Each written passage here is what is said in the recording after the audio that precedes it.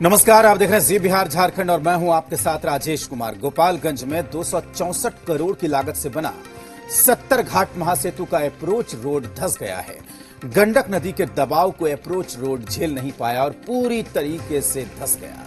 30 दिन पहले 16 जून को सीएम नीतीश कुमार ने इस पुल का उद्घाटन किया था और 30 दिन बाद पुल से आवागमन पूरी तरीके से ठप हो गया। अप्रोच रोड के धंसने से आवाजाही पूरी तरीके से बाधित हो गई।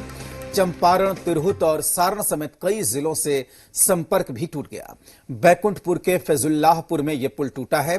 स्थानीय बीजेपी विधायक ने मिथिलेश तिवारी ने इसकी जानकारी पथ निर्माण मंत्री नंद किशोर यादव को दी। बीजेपी विधायक ने ऐलान किया है कि इस मामले की जांच की मांग वो विधानसभा सत्र में रखेंगे। पुल के बगल में जो पिच था वो पूरा धंस गया।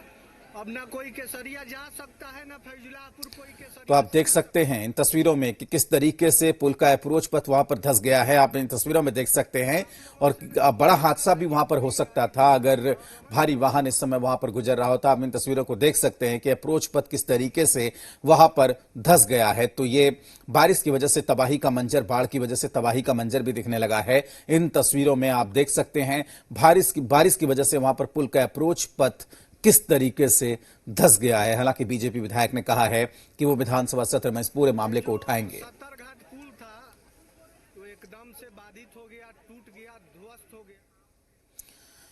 मुंगेर में एक और जहां लोग कोरोना से डरे हुए हैं, सहमे हुए हैं, वहीं दूसरी तरफ गंगा का जलस्तर बढ़ने से बाढ़ की चिंता सताने लगी है। हालांकि गंगा का जलस्तर खतरे के निशान से 2.33 मीटर नीचे है, लेकिन डराने वाली बात यह है कि प्रति घंटे 1 सेंटीमीटर की रफ्तार से इसका लेवल लगातार बढ़ रहा है। इससे दियारा के लोगों में दहशत का माहौल है, क्योंकि अभी खतरे के निशान से नीचे है, लेकिन लगातार हर घंटे 1 सेंटीमीटर पानी बढ़ रहा है। इसके बाद यह चिंता सताने लगी है कि क्या खतरे के निशान से नदी ऊपर चली आएगी।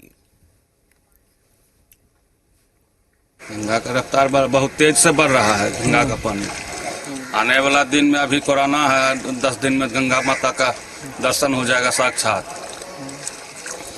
प्रशासन को दोनों चीज से जनता में भय व्याप्त है, बाढ़ का, कि बाढ़ है और कोरोना दोनों है। प्रशासन को अलर्ट रहना चाहिए, प्रशासन को इस पर काम करना चाहिए। बिहार में बाढ़ का खतरा बढ़ता जा रहा है। कोसी, बागमती समेत 9 नदियां खतरे के निशान से ऊपर बह रही हैं। हालांकि इस बीच राहत की खबर यह है कि कोसी और गंडक बैराज पर पानी का दबाव घटा है। वहीं मुजफ्फरपुर के निचले इलाके में बागमती का कहर जारी है। कई गांवों में बागमती का पानी घुस गया है।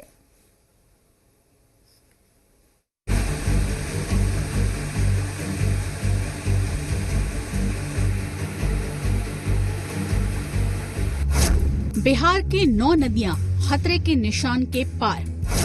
मुजफ्फरपुर में बागमती लाल निशान से ऊपर। कोसी और गंडक बैराज पर पानी का दबाव घटा। उत्तर बिहार में बाढ़ का खतरा अभी टला नहीं है।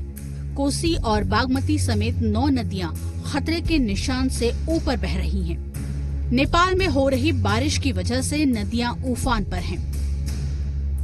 सूबे की प्रमुख नदियों का बढ़ना जारी है। बागमती समेत 9 बड़ी नदियों का जलस्तर खतरे के निशान से ऊपर बना हुआ है। बागमती का पानी सीतामढ़ी में खतरे के निशान से 3.5 मीटर ऊपर है, तो मुजफ्फरपुर में 1 मीटर ऊपर है। उधर कोसी नदी नेपाल के अलावा सहरसा, खगड़िया में खतरे के निशान से ऊपर है, जबकि गंडक गोपालगंज में लगातार खतरे के निशान के ऊपर बह रही है।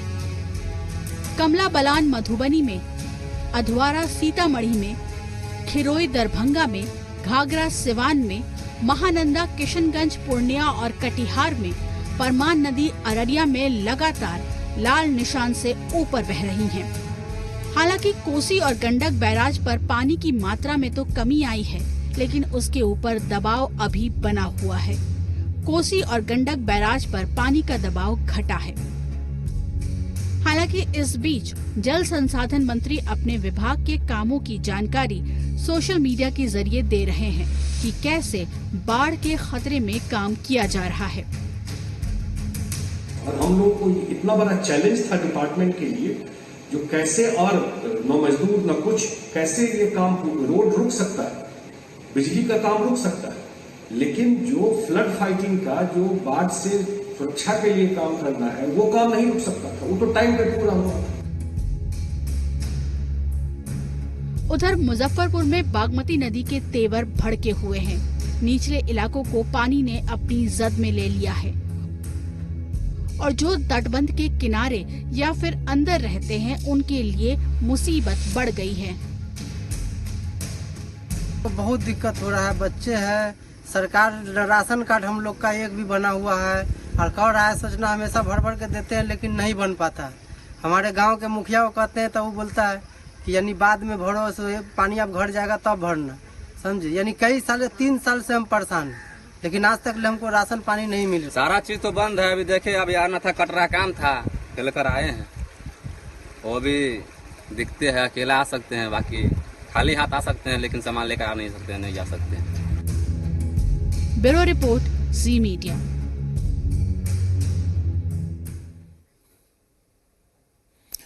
एक तरफ कोरोना का संकट, दूसरी तरफ बाढ़ का कहर। जी हां, उत्तर बिहार में बाढ़ का कहर जारी है।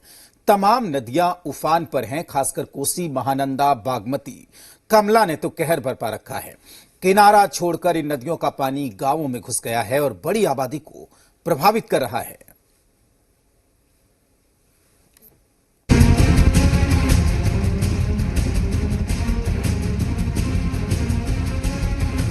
उत्तर बिहार में बाढ़ की मार, कोसी और महानंदा का कहर, रौद्र रूप में कमला और बागमती।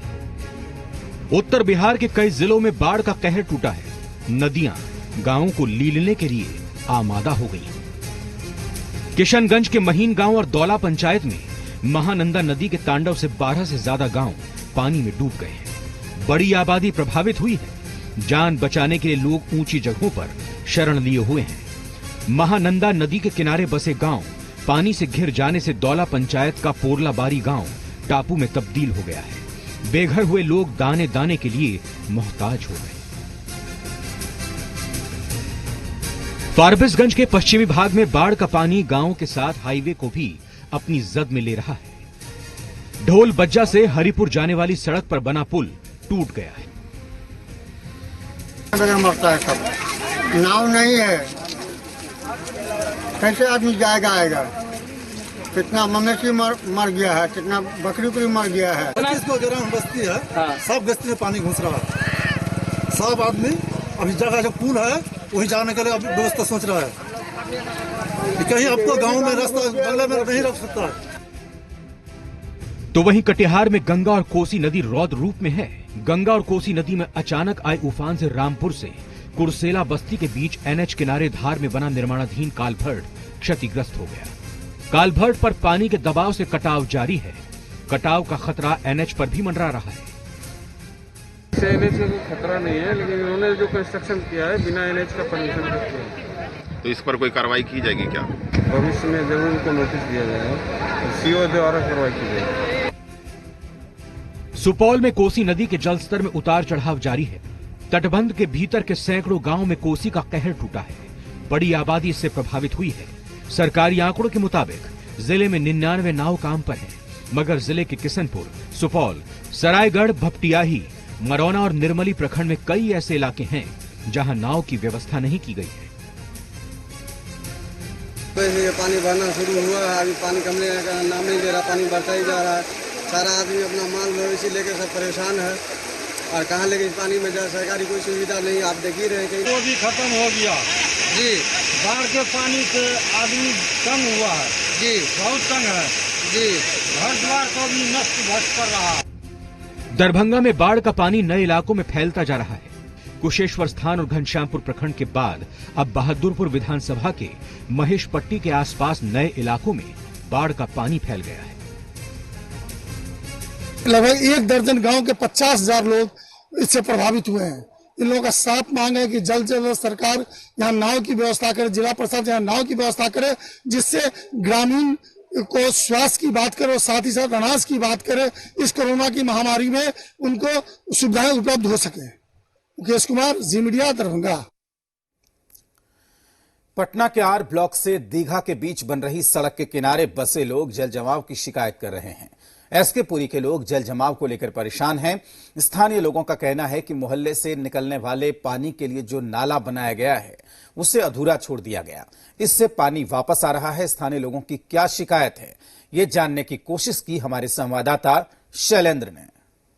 उसका काम तेजी से चल रहा है, लेकिन जो नाला बनाया गया है वो बीच में छोड़ दिया गया है और इसी को लेकर जो एसके पुरी के लोग हैं, क्योंकि पिछली बार भी जब जल जमा हुआ तो ये पूरा जो कॉलोनी थी वो भर गई थी और यहाँ पे आधा अधूरा नाला छोड़ दिया गया है। बारिश का समय है।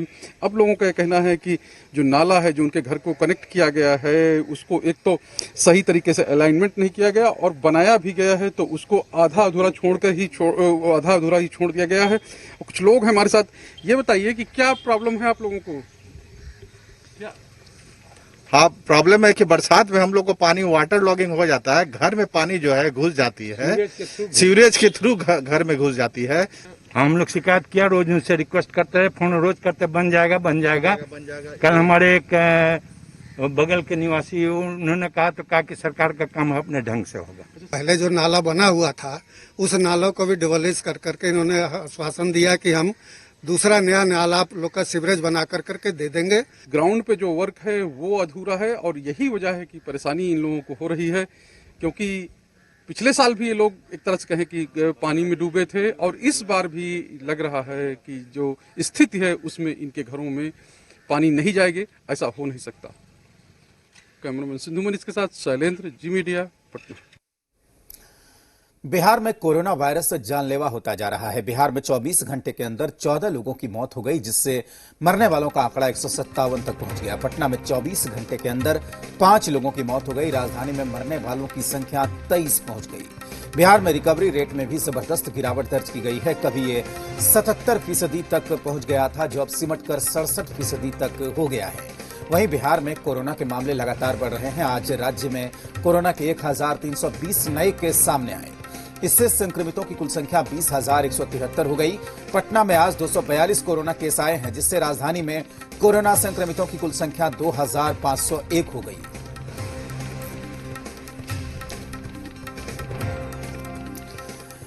बिहार में कोरोना का कहर लगातार जारी है। हालात बिगड़ते जा रहे हैं। इसके दायरे में अब राजभवन भी आ गया है। वहीं बीजेपी के प्रदेश अध्यक्ष भी इसकी चपेट में आ गए हैं। उधर पटना के सिटी एसपी और सिटी एसएसपी पश्चिम में भी कोरोना पॉजिटिव हो गए हैं। डीएम ऑफिस भी अछूता नहीं है। हालात को समझ सकते हैं कि कोरोना का कहर किस कदर टूट रहा है। बिहार में संक्रमितों का आंकड़ा 20,000 के पार कर गया। बिहार में जारी है कोरोना का कहर। राजभवन में पहुंचा कोरोना का केस। बीजेपी प्रदेश अध्यक्ष भी कोरोना पॉजिटिव। बिहार में कोरोना का कहर लगातार बढ़ता जा रहा है। दायरे में वो भी आ रहे हैं जिनके बारे में कल्पना भी नहीं कर सकते थे। जी हां, राज्यपाल निवास भी इसकी जद में आ गया है। कोरोना का संक्रमण है वो राजभवन की तरफ बढ़ गया है। राजभवन में दस्तक दे दी है कोरोना ने। यहाँ के जो ज्यादातर जो सुरक्षा गार्ड हैं उन्हें उसे पॉजिटिव पाया गया है। वहीं सबसे अहम बात यह है कि जो राजभवन सचिवालय के प्रधान सचिव यानी राज्यपाल के प्रधान सचिव चैतन्य प्रसाद हैं, उनके कर्मी हैं वो पॉजिटिव पाए गए हैं। तकरीबन 24 से अधिक कर्मी हैं वो पॉजिटिव पाए गए हैं। पिछले 24 घंटों का हाल बताएं तो पटना में राजभवन के 24 से ज्यादा कर्मी कोरोना पॉजिटिव मिले हैं, जिसके बाद राजभवन में सैनिटाइजेशन का काम किया जा रहा है। इसके अलावा राजभवन कॉलोनी में भी कोरोना का संक्रमण बढ़ा है। कोरोना का कहर बीजेपी ऑफिस पर भी टूटा है। 75 से ज्यादा कोरोना पॉजिटिव यहां मिले हैं। इसकी जद में तो बीजेपी प्रदेश अध्यक्ष भी आ गए हैं। संजय जायसवाल समेत उनकी मां, पत्नी भी कोरोना पॉजिटिव पाए गए हैं। पटना का जिला प्रशासन कार्यालय भी कोरोना संक्रमण से अछूता नहीं है। जिला प्रशासन के हिंदी भवन के निर्वाचन कार्यालय के कई कर्मियों के संक्रमित होने से लोगों में दहशत का माहौल है, जिसके बाद से कार्यालय में ताला लटका दिया गया है। साथ ही ऑफिस को सैनिटाइज करने के लिए मशीन भी लगाई गई है। इसके अलावा पटना के 2 सिटी एसपी भी कोरोना पॉजिटिव मिले हैं। पटना पूर्वी के सिटी एसपी जितेंद्र कुमार और सिटी एसपी पश्चिम अशोक मिश्रा भी कोरोना से संक्रमित हो गए हैं। डीएम ऑफिस में भी कई कर्मी कोरोना संक्रमित मिले हैं। जिलाधिकारी आवास के गोपनीय कार्यालय में भी कई कर्मचारी जो है संक्रमित हो गए हैं और तस्वीर देखिए जिलाधिकारी आवास का है और इसी में यहाँ पे गोपनीय शाखा जो है वो यहाँ बनाया गया है।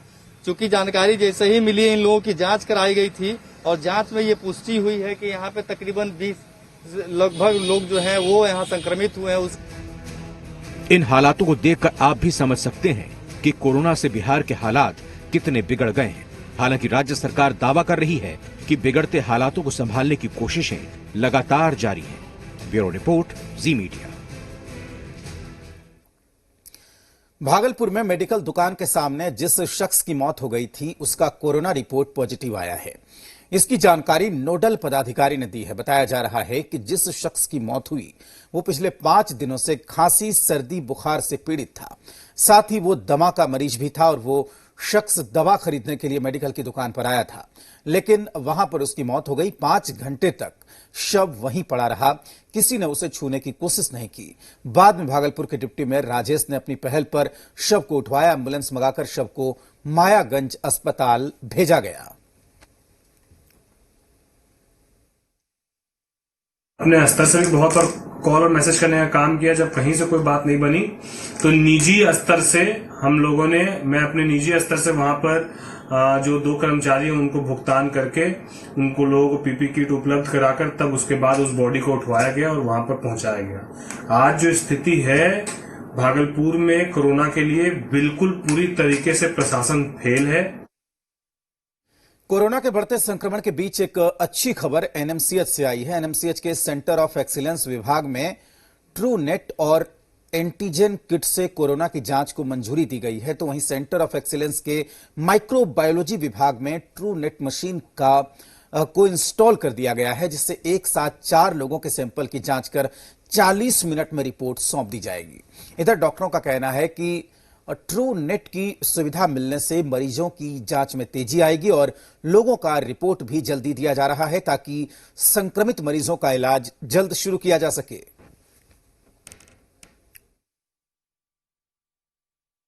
एक बार में कितना जांच होता है? एक बार में 4 टेस्ट होते हैं और हर 4 टेस्ट का 40 मिनट में रिजल्ट आता है। तो नेगेटिव आता है तो ठीक है, उस पर दूसरे जो विभाग दूसरे इंस्टीट्यूट में जो सैंपल का लोड है वो कम हो जाएगा। हम बताइए कि जो ये ट्रू नेट मशीन है ये किस तरह से काम करता है और कितने देर में जाँच का रिपोर्ट आया था? जैसे कि पहले हमारे सामने हमारे सीनियर सर ने बताया कि 40 मिनट में इसका एक सैंपल का जांच हो जाता है और एक साथ 4 जांच हो गई है एक साथ में। तो 40 मिनट में हम 4 जांच करके दे सकते हैं। सीबीएसई 10वीं बोर्ड की परीक्षा में पटना सेंट्रल स्कूल के 100% बच्चे पास हुए। स्कूल ने इस सफलता के साथ नया कीर्तिमान रच दिया है। विद्यालय के संस्थापक राजऋषि आचार्य सुदर्शन जी महाराज ने बच्चों और उनके अभिभावकों को हार्दिक बधाई दी। कि मेरे संरक्षण में चलने वाला जो पटना सेंट्रल स्कूल और कृष्णा निकेतन है, उन लोगों ने जो इतनी अच्छी सफलता प्राप्त की।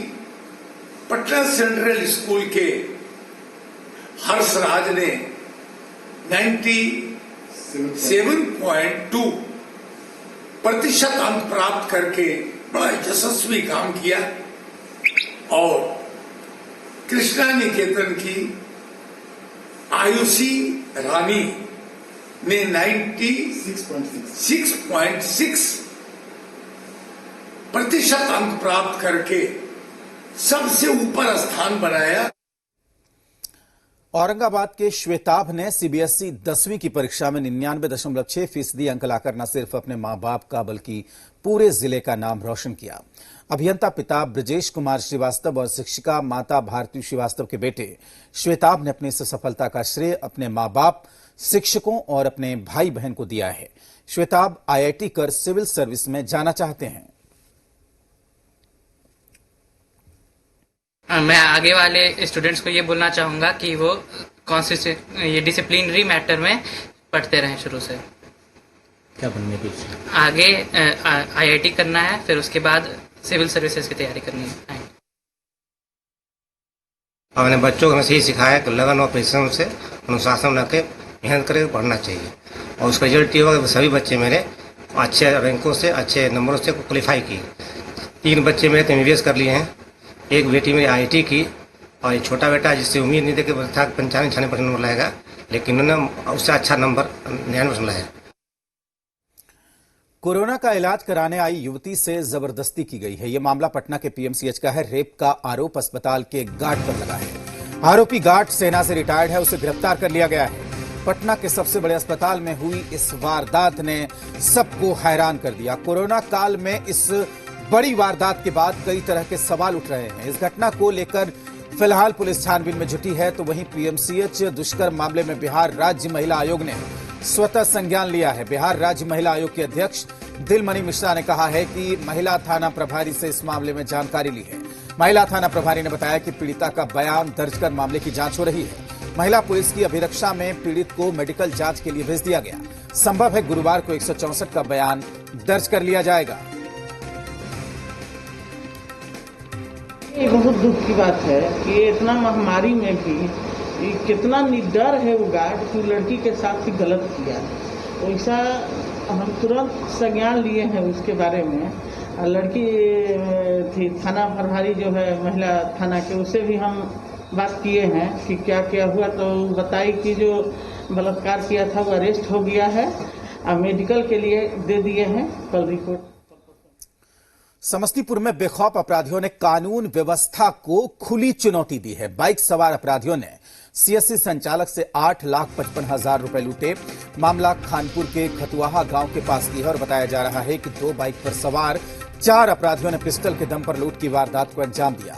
बरहगामा गांव के ग्राहक सेवा केंद्र के संचालक मंजीत चौधरी खैराज खैरी गांव के CSP संचालक शशिभूषण के साथ पैसे की निकासी कर घर लौट रहे थे, तभी पहले से घात लगाए अपराधियों ने उन्हें रोका और पिस्टल के दम पर रुपए लूट लिए। वारदात के बाद इसकी जानकारी पुलिस को दी गई। इस बीच लूट की घटना से नाराज स्थानीय लोगों ने समस्तीपुर शिवाजी नगर मेन रोड पर हंगामा किया और जाम लगा दिया, जिसके बाद मौके पर पहुंची पुलिस की टीम ने लोगों को समझा बुझाकर शांत कराया और सड़क जाम को खुलवाया। फिलहाल पुलिस इस मामले की जांच करने में जुट गई है। 3 CSP संचालक से 8.5 लाख रुपए की किस जगह की घटना है? खतुआहा चौक से 100 मीटर की दूरी पे बड़गामा जाने वाली रास्ता। दिनमानपुर जा रहा था जी, यहाँ चौक से आगे जगह मोटरसाइकिल से आया 3 आदमी, 2 गाड़ी पर था, 4 आदमी था, अपाची थी, 4 आदमी पिस्तौल भिड़ा करके रुपया छीन लिया था। गाड़ी लॉक कर दिया, गाड़ी लॉक करके भाग। बेतिया के तुराह पट्टी मोहल्ले में एक युवक की हत्या कर दी गई है। हत्या कर शव को गड्ढे में फेंक दिया गया। इसकी जानकारी मिलने के बाद पीड़ित परिवार वालों ने हंगामा करना शुरू कर दिया। शव के घर पहुंचते ही मोहल्ले के लोग हंगामा करने लगे और कथित आरोपी के घर शव ले जाकर हंगामा किया गया। तो खबर मिलने के बाद पुलिस की टीम मौके पर पहुंची और हालात को नियंत्रित किया गया। पीड़ित परिजनों की निशानदेही पर 2 महिला समेत 5 लोगों को पूछताछ के लिए हिरासत में लिया गया। पुलिस के मुताबिक मृतक और उसके पड़ोसी के बीच 3 दिन पहले किसी लड़की को लेकर विवाद हुआ था। इसी के साथ इस बुलेटिन में फिलहाल इतना ही। आगे देखते रहिए जी बिहार झारखंड।